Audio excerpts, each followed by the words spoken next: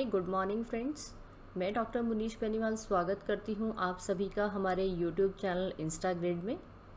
आशा करती हूँ आप सभी मेरी वीडियोस को लगातार देख रहे हैं और अपने एग्ज़ाम्स की प्रिपरेशन भी अच्छे से कर रहे हैं। अगर अभी तक आपने मेरे चैनल को सब्सक्राइब नहीं किया है तो इसे सब्सक्राइब ज़रूर करें।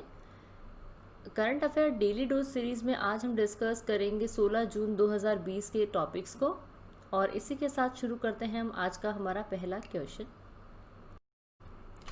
आज का पहला क्वेश्चन है, captain Arjun AI enabled robot किस रेलवे जोन ने लॉन्च किया है। हमारा आज का पहला क्वेश्चन है दोस्तों, captain Arjun AI enabled robot किस रेलवे जोन ने लॉन्च किया है, और इसका सही आंसर है सेंट्रल रेलवे। इसका सही आंसर क्या है? Central railway. दोस्तों हाल ही में सेंट्रल रेलवे ने एक आर्टिफिशियल इंटेलिजेंस इनेबल्ड रोबोट जिसका नाम रखा है कैप्टन अर्जुन, उसको लॉन्च किया है। और जो ये रोबोट है, एआई रोबोट यानी आर्टिफिशियल इंटेलिजेंस रोबोट, ये लॉन्च किया गया है to intensify the screening of passengers, और साथ ही साथ जो रोबोट है ये सर्विलेंस भी प्रोवाइड करेगा to watch any antisocial elements. ठीक है, तो दोस्तों हाल ही में सेंट्रल रेलवे ने एक artificially intelligence enabled robot launch किया है जिसका नाम रखा है कैप्टन अर्जुन। और जो ये रोबोट है ये इसमें बेसिकली एक मोशन सेंसर लगा हुआ है। 1 PTZ कैमरा है। PTZ का मतलब है पैन टिल्ट जूम कैमरा, और दूसरा 1 डॉम कैमरा इंस्टॉल्ड है। और इसके साथ ही इसमें सेंसर बेस्ड सैनिटाइज़र भी है as well as mask dispenser भी। जो ये कैमरा है ये कैप्टन अर्जुन रोबोट है, इसके अंदर जो कैमराज हैं ये यूज़ करेंगे artificial intelligence algorithms to track suspicious और एंटी सोशल एक्टिविटी।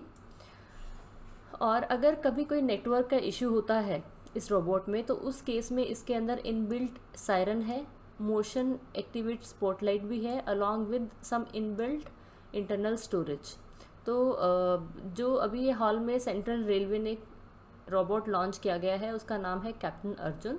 और ये कैप्टन अर्जुन बेसिकली ये लॉन्च किया गया है to intensify the screening of passengers and to keep an eye on antisocial elements. और इसके साथ साथ ये रोबोट क्या है, ये थर्मल स्क्रीनिंग भी करेगा पैसेंजर्स की, और उनका जो बॉडी टेम्परेचर है उसको कैप्चर करके डिस्प्ले करेगा डिजिटल पैनल पर।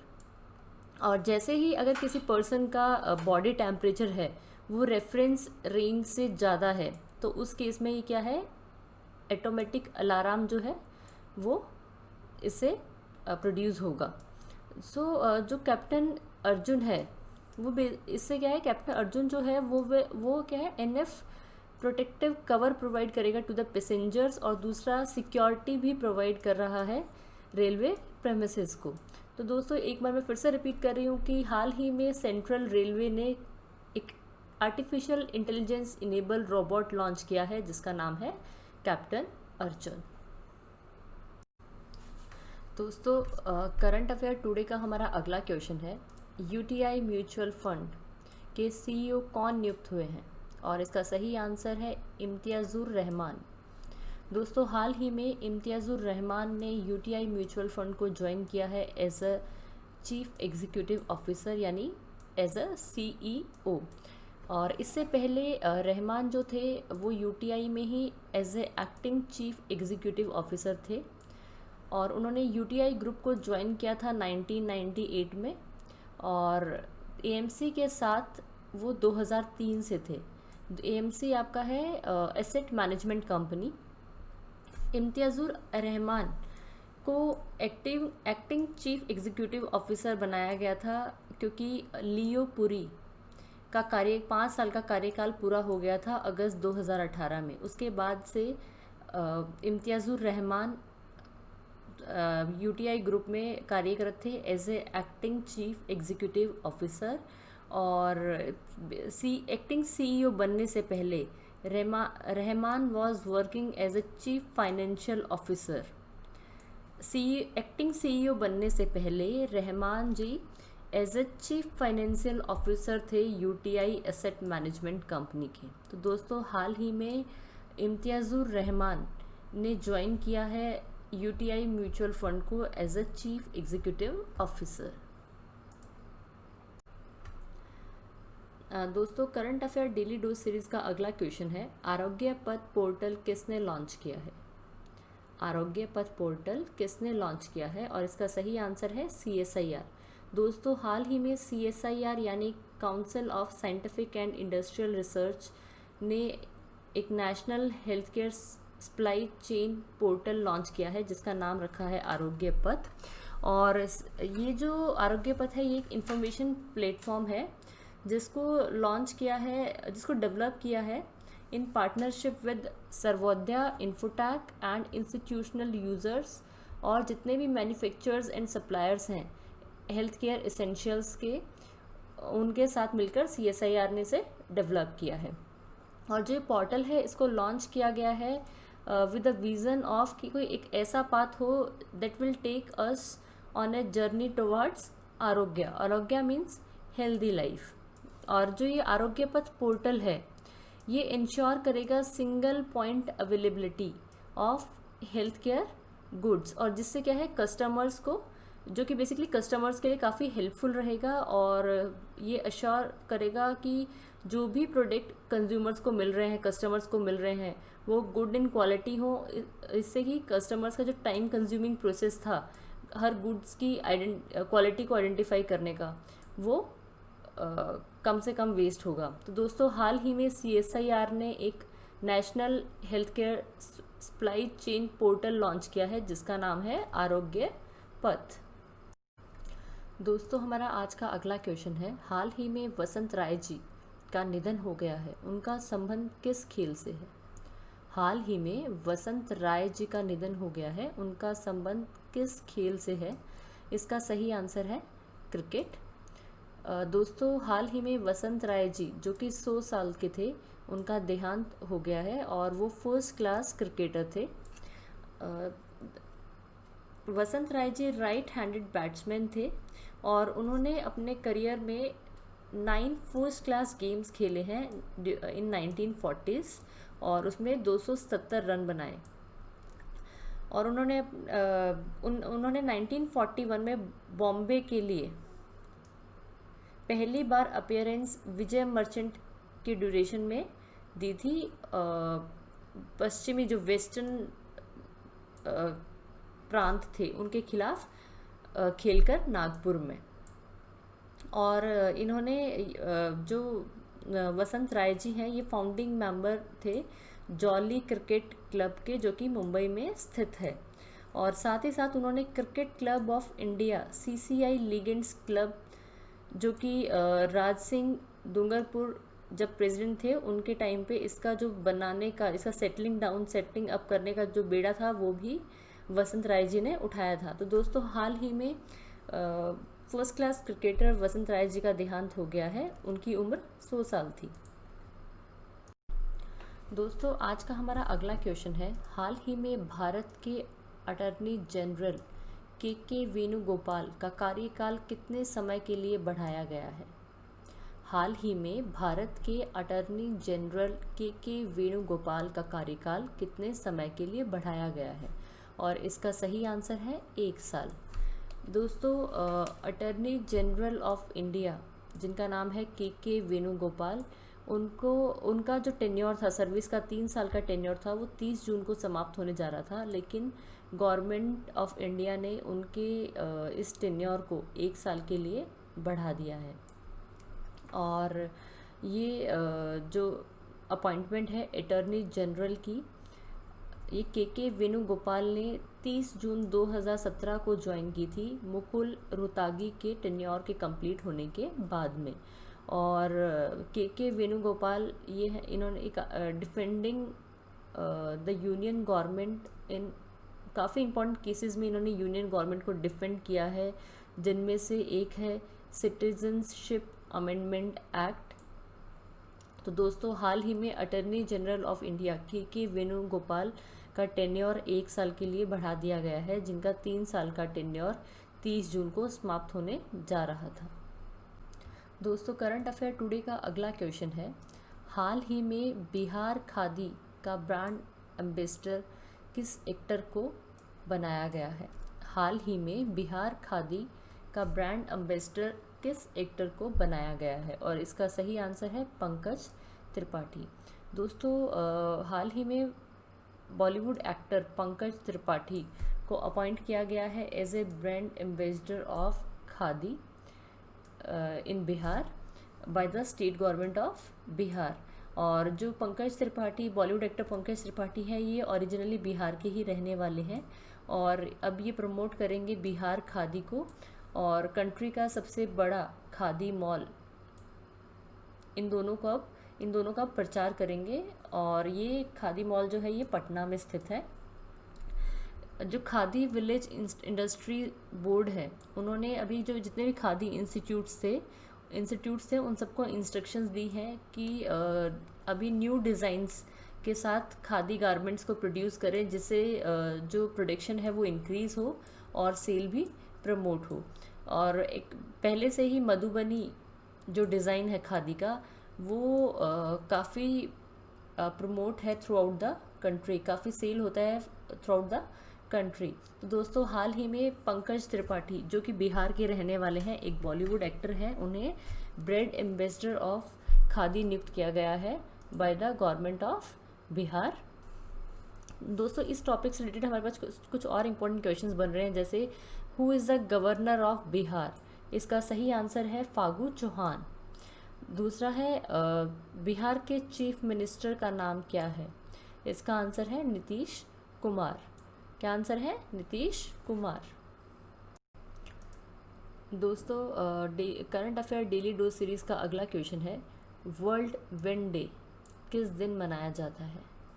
वर्ल्ड विंड डे किस दिन मनाया जाता है? और इसका सही आंसर है 15 जून। दोस्तों वर्ल्ड विंड डे को ग्लोबल विंड डे भी कहा जाता है और इसको हर साल 15 जून को सेलिब्रेट किया जाता है। और जो ग्लोबल विंड डे सेलिब्रेट किया जाता है, ये बेसिकली सेलिब्रेट किया जाता है to encourage and raise awareness on wind energy. लोगों को दुनिया भर में पवन जो ऊर्जा है, जो विंड एनर्जी है, उसके उपयोग और उसकी शक्ति के प्रति लोगों को जागरूक करना है। और जो विंड एनर्जी है वो एक नेचुरल फॉर्म ऑफ एनर्जी है और उसी के थ्रू लोगों को बेसिकली उन सभी तरीके, जितने भी तरीके होते हैं जिनसे हम विंड एनर्जी को यूज़ करके अपनी सोसाइटी के जो आर्थिक और सामाजिक जो भी विकास कर सकते हैं, उन सब के लिए प्रेरित करना और उन सब के लिए जागरूक करना। जो ग्लोबल विंड डे है, इसे सबसे पहले यूरोप में सेलिब्रेट किया गया था इन 2007 bye European wind energy association, लेकिन 2009 में इसे ग्लोबली सेलिब्रेट किया गया।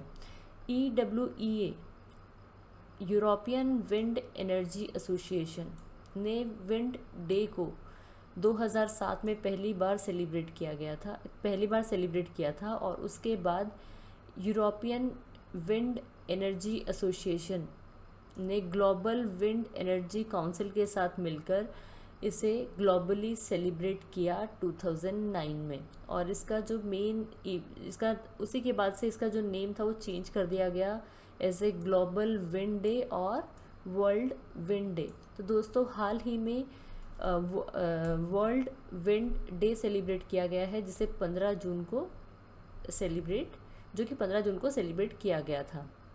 इस टॉपिक से रिलेटेड हमारे पास कुछ और इम्पॉर्टेंट क्वेश्चंस हैं, जैसे chairman of global wind energy council कौन है? इसका आंसर है मॉर्टन डायरहॉम। दूसरा बनता है who is a CEO of global wind energy council? इसका आंसर है बेन बेकवेल।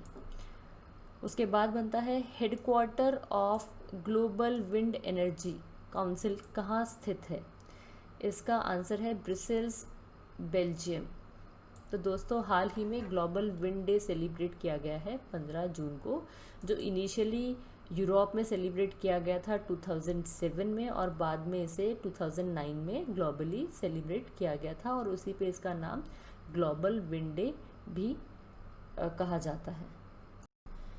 दोस्तों आज का हमारा अगला क्वेश्चन है, हाल ही में बॉलीवुड हस्ती सुशांत सिंह राजपूत का निधन हो गया है, उनका संबंध किस क्षेत्र से है? उनका संबंध किस क्षेत्र से है? और इसका सही आंसर है एक्टिंग। दोस्तों हाल ही में बॉलीवुड एक्टर सुशांत सिंह राजपूत का निधन हो गया है और उन्होंने अपने बॉलीवुड करियर की शुरुआत 2013 में काई पोचे मूवी से की थी और इसके बाद वो काफ़ी फेमस हुए थे अपनी movie MS Dhoni the untold story, जो कि 2016 में रिलीज़ हुई थी। और इसके साथ साथ उन्होंने टीवी शो पवित्र रिश्ता, इससे भी काफ़ी फेमस हुए थे, काफ़ी फेम कमाया था। और सुशांत सिंह राजपूत ने इन मूवीज़ के अलावा कुछ और भी फेमस बॉलीवुड मूवीज़ की है में काम किया है, जैसे PK, राबता, केदारनाथ और सोन चिरैया। और वो काफ़ी फेमस थे और काफ़ी प्रसिद्ध भी थे अपनी परफॉर्मेंसेस की वजह से, small screen as well as Bollywood movies में। और उनकी जो लास्ट मूवी थी वो थी छिछोरे, जो कि 2019 में रिलीज़ हुई थी। दोस्तों करंट अफेयर टुडे का अगला क्वेश्चन है, हाल ही में अतुल श्रीवास्तव का निधन हो गया है, उनका संबंध किससे है? इसका सही आंसर है सेल। दोस्तों स्टील अथॉरिटी ऑफ इंडिया यानी SAIL SAIL, Steel Authority of India Limited के डायरेक्टर अतुल श्रीवास्तव का निधन हो गया है और वो एज ए डायरेक्टर कार्यरत थे सेल में। उन्होंने डायरेक्टर का पद संभाला था 12 मार्च 2018 को और काफ़ी उनका लंबा टेन्योर रहा है सेल में, 35 इयर्स का। और ड्यूरिंग हिज एंटायर करियर उन्होंने काफ़ी पर्सनल एडमिनिस्ट्रेटिव फंक्शंस निभाए हैं सेल, बोकारो और दुर्गापुर स्टील प्लांट में। तो दोस्तों हाल ही में steel Authority of India Limited के डायरेक्टर अतुल श्रीवास्तव का निधन हो गया है। दोस्तों आज का हमारा अगला क्वेश्चन है, हाल ही में भारत की तरफ से शंभू एस कुमारन को किस देश का एम्बेसडर नियुक्त किया गया है? दोस्तों आज का हमारा अगला क्वेश्चन है, हाल ही में भारत की तरफ से शंभू एस कुमारन को किस देश का एम्बेसडर नियुक्त किया गया है? इसका सही आंसर है फिलीपींस। शंभू एस कुमारन को हाल ही में next ambassador of India to the Republic of Philippines नियुक्त किया गया है और presently he is serving as the ambassador of India to the Kingdom of Morocco। और शंभू एस कुमारन रिप्लेस करेंगे जयदीप मजमूदार और next commissioner of India to the Republic of Philippines का कार्यकाल संभालेंगे। इसी टॉपिक से रिलेटेड हमारे पास कुछ और इम्पोर्टेंट क्वेश्चंस बनते हैं, जैसे कैपिटल ऑफ फिलीपींस क्या है? इसका सही आंसर है मनीला। दूसरा, फिलीपींस की करेंसी क्या है? इसका आंसर है फिलिपिना पेसो। नेक्स्ट है, who is the president of Philippines? इसका आंसर है रोड्रिगो दुतेर्ते। दोस्तों आज का हमारा अगला क्वेश्चन है, world Elder abuse awareness day किस दिन मनाया जाता है? और इसका सही आंसर है 15 जून। दोस्तों 15 जून को world Elder abuse awareness day celebrate किया जाता है ऑल ओवर द वर्ल्ड। और बेसिकली ये डे सेलिब्रेट किया जाता है जो दुर्व्यवहार हो रहा है पीड़ित बुजुर्गों पे या जितने भी ओल्ड एज पीपल्स हैं उन सब पे, जो भी किसी भी प्रकार का कोई दुर्व्यवहार हो रहा है उसके प्रति जागरूक करने के लिए बेसिकली ये दिन मनाया जाता है। So the main objective of this day is to provide an opportunity for communities around the globe to promote a better understanding of abuse and neglect of older persons by creating awareness of cultural, social, economic and demographic processes। जो world Elder abuse awareness day है 2020 का, इसकी जो theme है वो है lifting up voices for world, और इसे सेट किया है national centre on Elder abuse and national clearing house on abuse ने मिलकर। और दोस्तों ये जो world Elder abuse awareness day है, इसको पहली बार दिसंबर 2011 में इसका प्रपोज़ल मतलब इसे ऑफिशियली रिकॉग्नाइज़ किया गया था और उसके बाद से ये सेलिब्रेट किया जा रहा है। तो दोस्तों 15 जून को world Elder abuse awareness day celebrate किया गया था। दोस्तों मैंने आपको पहले एक पॉइंट बताया था और मैं फिर से एक बार रिपीट कर रही हूँ कि हम इतने, जैसे आज के ही टॉपिक में देखिए हमने डेज डिस्कस किए हैं। एक हमारा था वर्ल्ड विंड डे और दूसरा हमारा था world Elder abuse awareness day. तो इतने सारे दिनों को एक बार सुन के लगता है कि अच्छा 15 जून को है, चलो ठीक है याद रहेगा, बट ऐसा नहीं होता है। तो इसे हम सबको चाहिए कि इसका हम एक रिकॉर्ड मेंटेन कर ले। तो उसके लिए आप इसे एक टेबल की फॉर्म में अपने पास रख सकते हैं। तो आप जब भी मैं आपसे डिस्कस करती हूँ टॉपिक्स को, आप अपना नोटबुक पेन लीजिए और उसमें आप अलग अलग कैटेगरीज बना लीजिए। जैसे एक कैटेगरी जितने भी इम्पॉर्टेंट डेज हैं उनकी हो जाएगी, ठीक है। दूसरी कैटेगरी आप बना लेंगे हर स्टेट के गवर्नर और सीएम की। ऐसे ही आप जितने भी टॉपिक हम जो मेनली डिस्कस करते हैं, जैसे थीम्स का डिस्कस करते हैं, अभी आजकल कितनी सारी स्कीम्स लॉन्च हो रही हैं, उन सबको हम डिस्कस करते हैं। तो आप क्या उन सबका एक अलग अलग एक शीट बना लीजिए ताकि आपको अपने पास उसका डाटा ईजिली आप स्टोर करके रख सकें और साथ ही आपको जब एग्ज़ाम नज़दीक आएगा तो रिवीजन में बहुत हेल्प मिलेगी। तो जैसे मैं आपको बता रही हूँ जो इम्पोर्टेंट डेज़ हैं उनके लिए, तो सबसे आप पहले आप मेंशन कीजिए नेम ऑफ द डे, ठीक है। दूसरा डेट यानी किस दिन सेलिब्रेट किया जा रहा है।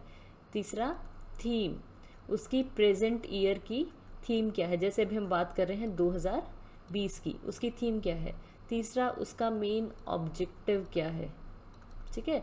तो इस तरीके से करके आप अपना पूरा का पूरा जो भी डाटा है वो स्टोर कर सकते हैं। आप इसके वजह से मेंशन कर सकते हैं कि उसे ऑफिशियली रिकॉग्निशन कब मिला था। जैसे हमने अभी डिस्कस किया world Elder abuse awareness day को ऑफिशियली मनाया जाने लगा था दिसंबर 2011 से। तो ऐसे आप अपने पास एक डाटा तैयार कर सकते हैं जिससे आपको काफ़ी हेल्प मिलेगी और आप इसे करके देखिए। वैसे मैं भी कोशिश कर रही हूँ कि जल्दी से मैं अपने पास ये डाटा बनाऊँ और आप सबके साथ शेयर करूँ। और पहले मैं एक वीडियो के थ्रू शेयर करूँगी और उसके बाद में मैं उसका लिंक भी शेयर करूँगी जिससे आप उस वर्ड फाइल को ईजिली डाउनलोड कर सकेंगे। मेरे वीडियो को ध्यान से सुनने के लिए धन्यवाद दोस्तों। मैं आशा करती हूँ कि आप सभी अपने एग्ज़ाम्स की प्रिपरेशन अच्छे से कर रहे हैं और मेरे वीडियोज़ आपको काफ़ी हेल्पफुल भी लगते हैं। अगर अभी तक आपने मेरा चैनल सब्सक्राइब नहीं किया है तो आप इसे सब्सक्राइब ज़रूर करें।